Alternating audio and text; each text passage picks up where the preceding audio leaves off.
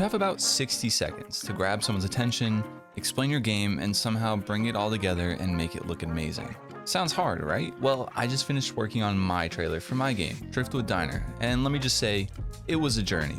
So in this video, I'm gonna break down everything that I did in my trailer, and I'm gonna show you guys everything that I did, things that worked, and things that didn't work.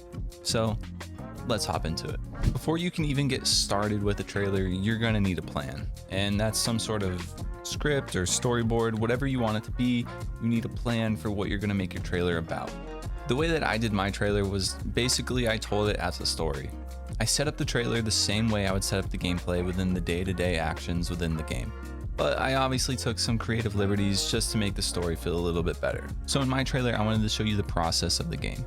I have the player taking the order, and then it goes throughout the whole day of collecting all the ingredients and then doing the cooking and then ending the order as it ends the day. And it's okay if you don't do the same formula. Every single formula is different for every game. It's all about what your game needs, and honestly, I think that's what worked best for my game. So once you have your formula, that's where you're gonna wanna have a hook. Anything that you can use to hook your viewers into your trailer and keep them informed and entertained while they're watching their trailer is going to make your trailer perform 10 times better than if you didn't have one.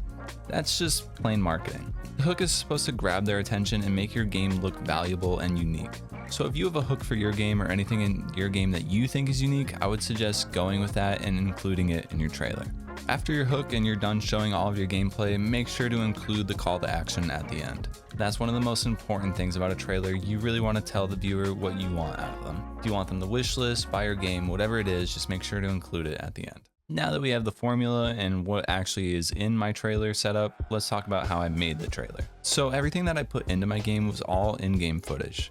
There's a ton of different ways to go about this, but this is just what made sense to me. So personally, what I did is I set up an in-camera script so it was easy for me to move my camera around in game, and I kind of just messed around with that while getting some of my shots. Between that and using a bunch of editing effects in Premiere, I was able to get some nice camera movements in the trailer.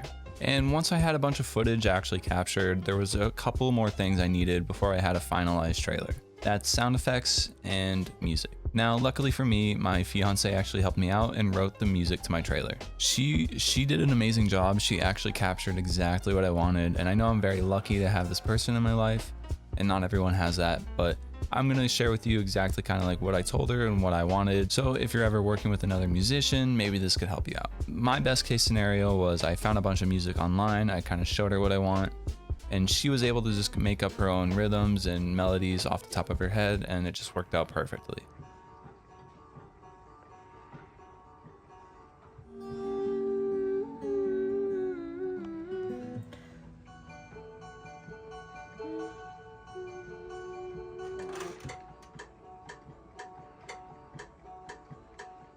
But if you're going into something like this, I definitely recommend finding a bunch of stuff online that you can send to the artist. But we actually did have a lot of fun doing this together. We just kind of sat next to each other and I just watched her do it all, and I would give her my input every now and again, but she really didn't need it. I think she did a great job, and honestly, if you're working with a musician, it shouldn't be too much of a hassle. And that leaves me with the sound effects. There are tons of ways for you to get sound effects. You can license them online, you can find them for free online, or you can make them yourself. Now for my trailer, I ended up getting all of my sound effects for free online. There's a bunch of cool sites out there. You can go to the site that I used, freesounds.org, and just make sure you're searching under the Common Creative Licensing. That way you can use it for free in commercial projects. But there's a bunch of different ways for you to get sound effects, but I think it's just important for you to make your trailer feel as alive as possible. When you're picking out your sound effects and you're picking out your trailer music, just make sure that it matches the vibe that you're going for, because messing up with those sort of sound effects and music can always kill the project. And now it's time to put it all together. This is honestly the most tedious part. I personally started off with a rough draft. I kind of just put everything in there. I put the music and I put all the sound effects. But I found myself having to re-record a bunch of stuff and add a bunch of stuff that just didn't fit right or didn't feel right. And I had a bunch of changes to make. And that's why this part is so tedious. You're really going to want to focus on this and at least spend like a week or two really nailing this down, because this is exactly what your customers are going to see. So if you're trying to sell this game, I know it feels like a waste to not be working on the game, but put as much effort into your trailer as you possibly can. Because before people even buy your game, this is what they're gonna see. So let me share a few things that I learned with you while I was perfecting my trailer. 1, put the least amount of text in your trailer as possible. The less text, the less the person has to read, the better it's gonna be. 2, honestly, I just think the shorter, the better.